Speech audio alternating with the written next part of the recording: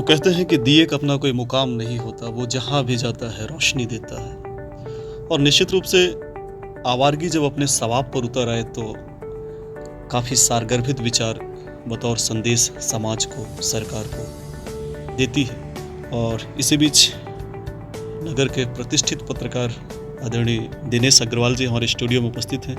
Sir, बहुत बहुत स्वागत है आपका। आपकी लेखनी इन दिनों चर्चा में है और ख़ास तौर से ऐसी लेखनी और उसमें लिखे गए शब्द कहीं ना कहीं सारगर्भिकता के उन ऊंचाइयों को छूते हैं जहाँ से कहीं ना कहीं लोग प्रेरित भी होते हैं, लोगों को संदेश भी मिलता है।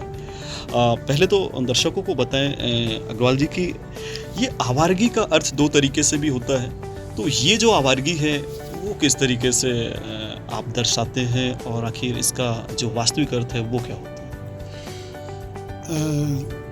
प्रकाश भाई, हर शब्द के कई अर्थ होते हैं। साहबजादे, हकीकत में भी साहब के जो जादे होते हैं साहबजादे कहलाते हैं, और जो घूम रहे होते हैं साहबजादे चले जा रहे हैं वो भी आते हैं। तो एक जुनून है। जुनून इस बात का है कि हम अपने ज़िले के लिए उन कमज़ोर वर्ग की आवाज़ को जो सक्षम लोग हैं उन तक कैसे पहुंचा पाएं। तो इस जुनून को नाम दिया है आवारा।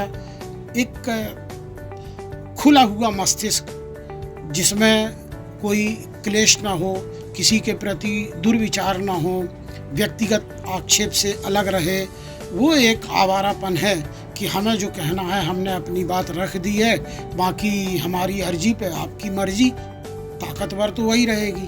तो वो आवारागर्दी में हम जो विचार आते हैं उनको सामने रख देते हैं। बिल्कुल, जब विचार आवारा हो जाए, कलम भी आवारा हो जाए तो निश्चित रूप से कहीं ना कहीं उसका एक बेहतर अर्थ निकल के आता है। आदरणीय अग्रवाल जी, मुख्यमंत्री जी का दौरा होने वाला है। जी जी जी, और कहीं ना कहीं लोगों की काफ़ी अपेक्षाएं हैं, उम्मीद है कि कुछ संदेश आवारा के कलम से निकलने वाले होंगे। आज हमारे दर्शकों को हम चाह रहे हैं कि यदि कुछ ऐसी चीज़ों की रचना हुई हो तो आप इसे साझा करें। बड़े अच्छे और लोकप्रिय मुख्यमंत्री मध्य प्रदेश में हम सभी को मिले हैं, और बड़ी तपस्या के बाद वो दिन आते हैं जब ऐसी कोई विभूति सत्तासीन होती है जो लोक कल्याण की भावना से काम करे। उन्हीं के लिए मैंने जो 4-5 अल्फाज लिखे हैं आपके सामने प्रस्तुत कर रहे हैं। हे लहरों के नियंता, गरीबों के भगवंता, आपका वंदन है। कोरोना की समस्त काया माया का हरण कर पूर्ववत जीवन का वर्ण करने वाले विश्व यश प्राप्त महापुरुष इस विराट वसुंधरा पर वैक्सीनेशन का अंतर्राष्ट्रीय कीर्तिमान स्थापित करने वाले आपका अभिनंदन है। समस्त राज्य की माटी को चंदन बनाकर अपने मस्तक पर धारण करने वाले, विभिन्न आरोपों को भस्म कर, ऋण लेकर विकास पथ प्रशस्त कर जनता जनार्दन को प्रतिपल खुशहाल रखने वाले आपका हार्दिक स्वागत है। हे अल्प मतधारी, बहुमत को कर धराशायी, भीतरीय दलीय असंतोष का विस्कंठ में धारण करने वाले, मधुर वाणी के धनी, सशक्त नेतृत्वदायक जन नेता के आगमन पर समाज में सबसे पीछे खड़ा दीनहीन हितग्राही का स्नेह पुष्प स्वीकार कर उसे धन्य करो महानायक, उसे धन्य करो।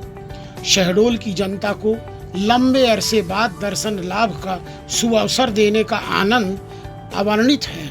कैसे बतलाएं कि यहाँ अप्राकृतिक लापरवाही के चलते 24 नौनिहालों की अकाल मृत्यु से चीत्कार करती, ममता और ऑक्सीजन के अभाव में दम तोड़ती 4 दर्जन से अधिक जिंदगियां असहनीय दर्दनाक पीड़ा के बाद आपका यह प्रथम आगमन मरहम की लेप की तरह सुखदायक है। हे जननायक, वरदान स्वरूप प्राप्त यहाँ का रोगाणु नियंत्रक गुरुकुल, जिसे मेडिकल कॉलेज कहते हैं, सचमुच कई असाध्य रोगों से स्वयं अभिशप्त है। जगह जगह से लीकेज ऑक्सीजन की पाइपलाइन से यमराज का प्रवेश होता है। इस प्रवेश द्वार को बंद कराकर याचक स्वरूप भर्ती असहाय मरीज को जीवन दान दिलाओ प्रभु। चिकित्सक विहीन इलाज का दीर्घकालीन मंचन यहाँ हो चुका है। दर्दीला क्रंदन भले ही मालवा के पठार को स्पर्श न कर पाया हो, परंतु यहाँ के जनमानस को झकझोर गया और अनेकानेक अविस्मरणीय दंश छोड़ गया। इस अभावग्रस्त संस्थान पर कृपा करो कृपा निधान, ताकि जीवनदायक बने यह संस्थान। हे कीर्ति नायक, यही धरा है जहाँ धान खुले गगन तले पड़ा है। किसान भी चकित है। खेत खाली है और हवाई पट्टी पर धान अंकुरित है। अतिथि विद्वान आपके आश्वासनों पर थाम कर बैठे हैं आसमान। आपके मायावी जाल को पक्षी और विपक्षी कोई भी भेदने की क्षमता नहीं रखता। आप स्वयं जब तक न चाहो तब तक आपका कोई बाल बांका नहीं कर सकता। ऐसा लोगों का भी है मानना, और ऐसी है आपकी योग साधना। प्रभु, पिछले 1.5 दशकों के कंटक मुक्त अकंटक शासन में कुपोषण का दंश आगे भी स्थायी रहेगा क्या? बाल गोपाल हवा हवाई है। इन्हें ताकतवर करने वाले सभी प्रयास उनको मिल रहे हैं जो खा रहे हैं योजना का च्यवनप्राश। आपकी निगरानी से संवर जाती उनकी भी जिंदगी। हे जनता जनार्दन, आप भले ही समझें स्वयं को पुजारी, परंतु जनता उतारती है नित आपकी आरती। आप भले ही पीते रहें जहर, लेकिन मत लाएं तीसरी लहर, मत लाएं तीसरी लहर। ऐसा करो कुछ इंतजाम, हर हाथ को मिल जाए काम। यहाँ सब ठीक है, बाकी राम राम। क्या बात है, बहुत बहुत धन्यवाद अग्रवाल जी। बहुत ही सुंदर रचना, और कहीं ना कहीं ये पूरे संभाग की बातें और जज्बात इस पर सिमट के रह गए। 2 चीज़ें और महत्व होंगी मुख्यमंत्री जी के आगमन पर, क्योंकि जहाँ पे मुख्यमंत्री जी आ रहे हैं उससे 2 किलोमीटर दूर पर जमुआ का एक सब स्टेशन कहें या छोटा सा गांव कहें, जमुई के पास जमुआ, जो दुर्गंध से इस तरीके से 4-5 वर्षों से लोग वहाँ के प्रभावित हैं कि यदि उनकी स्थिति देखी जाए तो रात में सोने कहीं और जाते हैं, महज खाने भर घर में आते हैं। मक्खी बदबू कहीं ना कहीं बहुत ज़्यादा उससे प्रभावित हैं। क्या मुख्यमंत्री जी को ये बातें और उनकी स्थिति पर गौर करना चाहिए? ये कौन बतलाएगा? ये कोई नहीं बतलाएगा।